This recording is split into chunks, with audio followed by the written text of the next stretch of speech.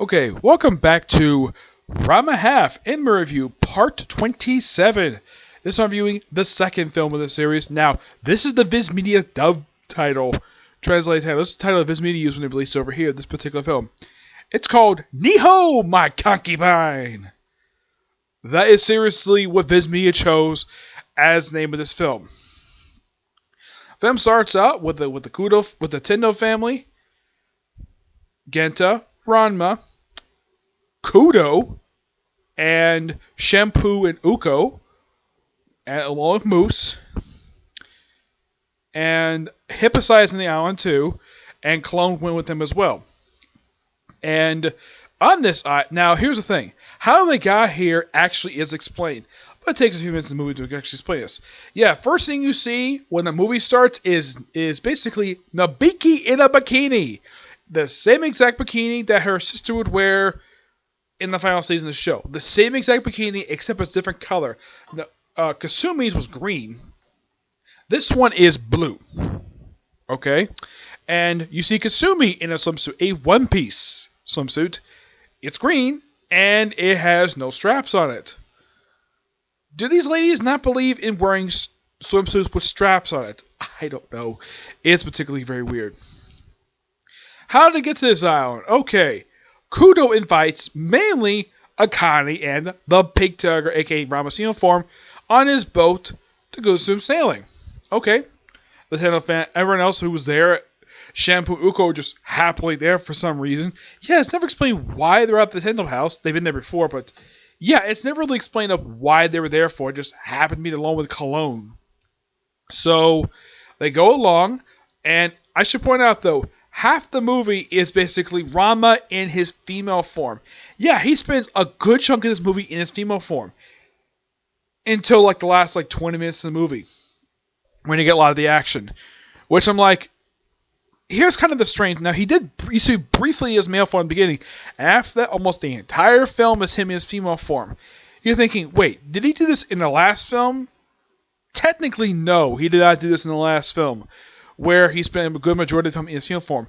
That film, he spent a good majority in his male form with a little bit of his female form. This one's a lot more female form and male form. And they get to the island because they get caught in a storm and they get sort of shipwrecked. But lucky enough, they're wearing very revealing, very bold, like everyone's wearing bikinis. Yep. Yeah, and of course, Ranma is seen. The first time we see Ranma when he's on this island, he's surfing. Yep. Why? Because it was probably a surfboard on Kudo's boat. Yeah. This boat. Oh boy, it's a sailing boat. Yes, I have been on a sailing boat.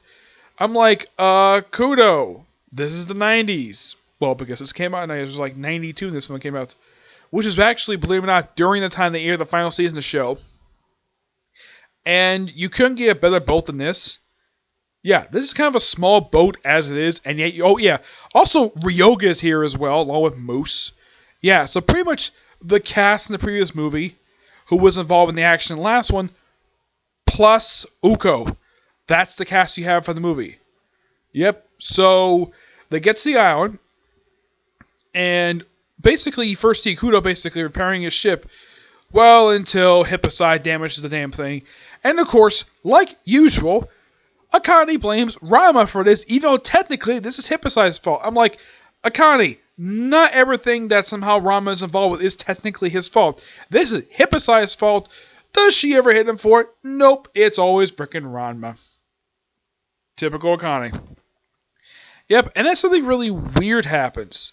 Like, there's this mysterious shadow crawling along the beach. And then it takes Kasumi, and later on it takes Nabiki, Shampoo, Uko, like pretty much all the women. Except for Cologne, Akane, and of course Ranma's uniform. Eventually, of course, Akane is herself is taken. And, oh yeah, it's revealed the shadow is actually a monkey man. Yes, a monkey man who looks very similar to Lupin the Third. Like, I'm not kidding about this.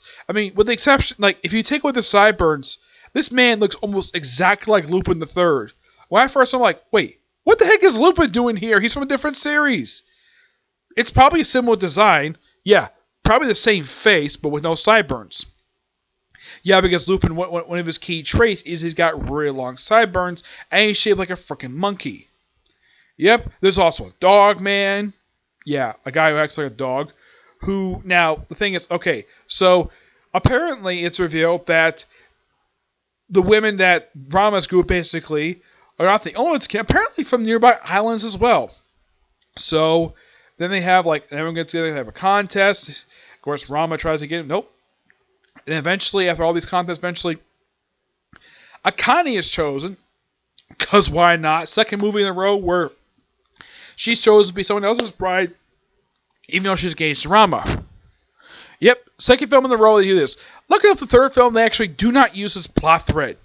Yep, so, and he's like, and the guard's like, what do we do the rest of the bit? Okay, he says, take them all for yourselves.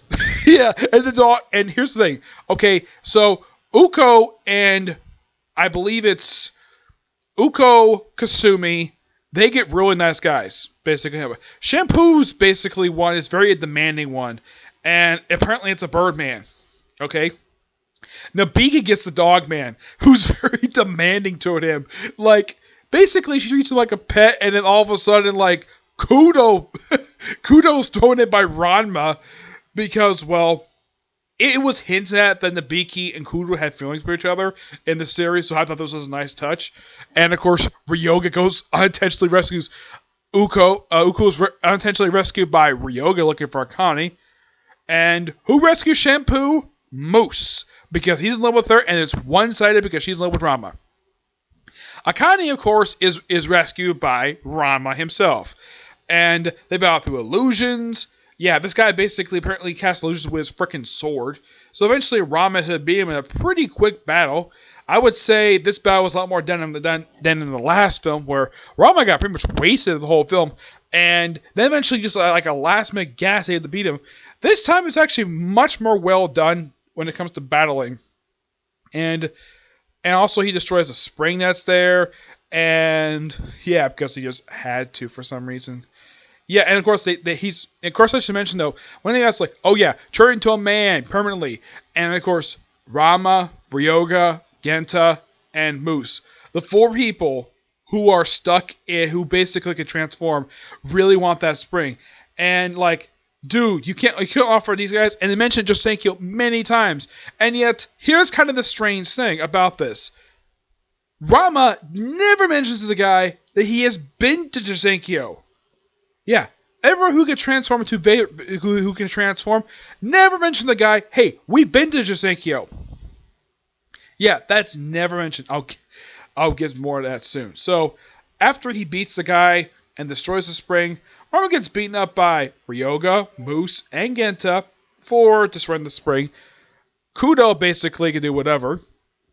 And then we get up to the credits. We see Ryoga cooking for Uko, Shampoo basically on a beach chair, getting a sun bath with Moose doing deliveries, and it's a fun little credit sequence. Surprisingly, there's no post-credit sequence for this one.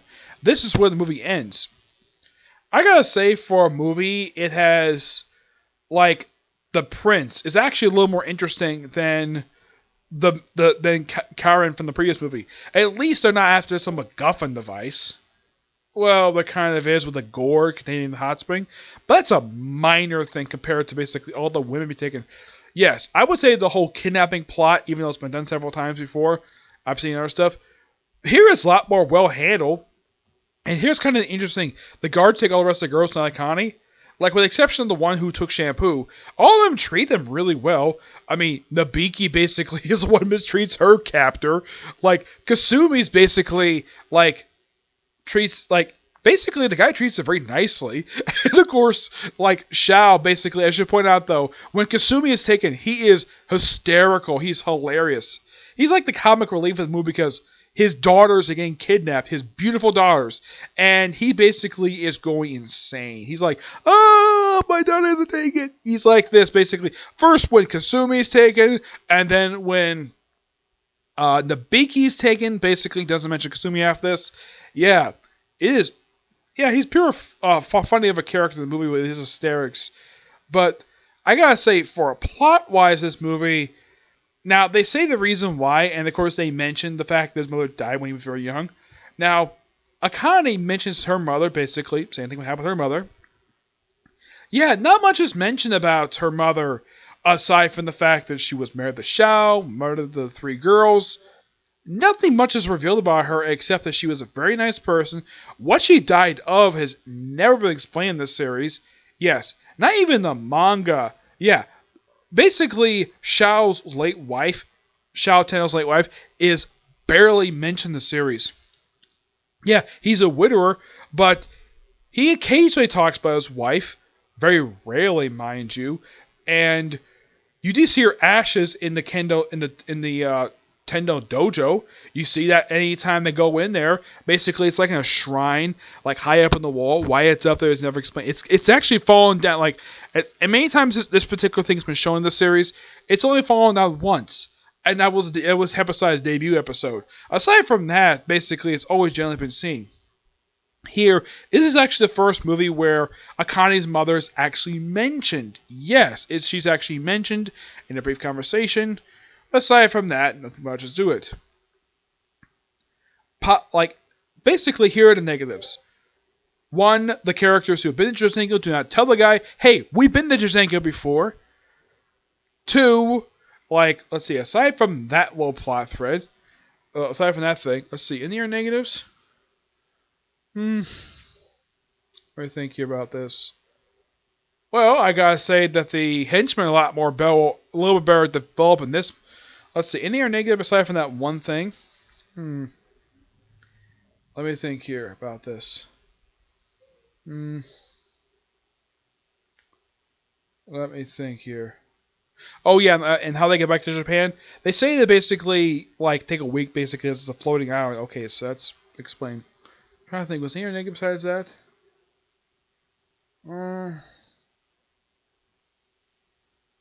Oh yeah, and here's one for you. Where did Kudo get his boat from?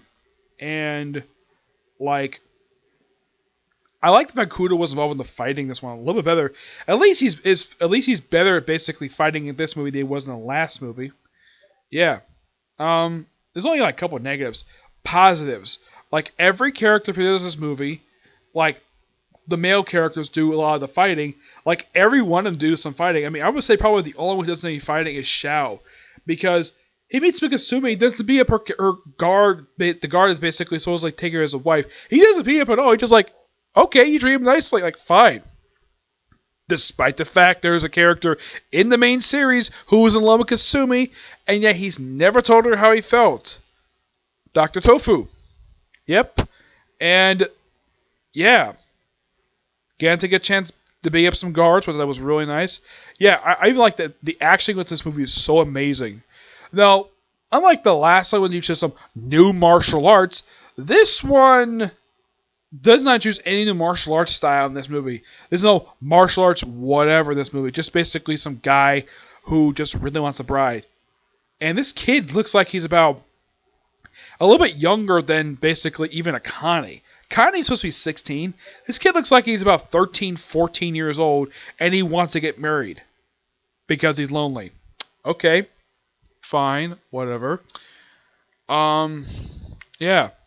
This film basically, in my opinion, of the three films so far, I mean, of the two ones that are basically original stories, this one is better than the last film. Why? Because every character gets something to do in this movie. Even though it's something small, at least they're not wasting this movie, and their fight scenes not cut out off screen. Yeah. They get a good moment in the movie, and in the end, everybody pretty much acts normally. I thought it was odd though, Ryoga basically was cooking Uko's food. Yeah, I thought that was a little weird. One of the funny things about this movie was seeing Uko in bikini. Yeah, even though technically second time I've seen the one, first I wear bikini and an apron. I thought that was quite nice. Apparently Akane basically when she's not wearing her swimsuit, she basically wears a uniform, a sailor suit top, and so does Nabiki for some reason. Yeah. Also, there is one thing I do have a negative of this movie. Where the heck is Kadachi and Suzuki? Yeah, where the heck are these two characters? Kudo's here, but not Kadachi? Yeah, that's something I thought was a little weird because normally Suzuki shows up generally a lot of the time whenever Kudo shows up. Well, this movie, nope, he's absent, surprisingly. He's in the next film, the third one, which I have reviewed. But this film, no, there's not even a mention of him. I thought that was kind of weird. Yeah. But that's why he. Oh, yeah, and in case you're wondering about the whole thing of why he specifically about Connie and Picture Girl, because this guy, he is in love with him. That's my only thing. That's my only theoretic reason why for that. But some of the love and dovey stuff, basically, between Connie and Ranma, basically, I thought was fine, well handled. A little bit better than it was the last film, but yeah. This overall is a really good film. I forgot to give a rating for the last film. For the first film, I give that one an 8 out of 10. This one I give a 9 out of 10. It is much better than the movie. Oh, and the third film, 8.5. Yeah, I think of the three films, this is the best one. Because the plot is not stupid.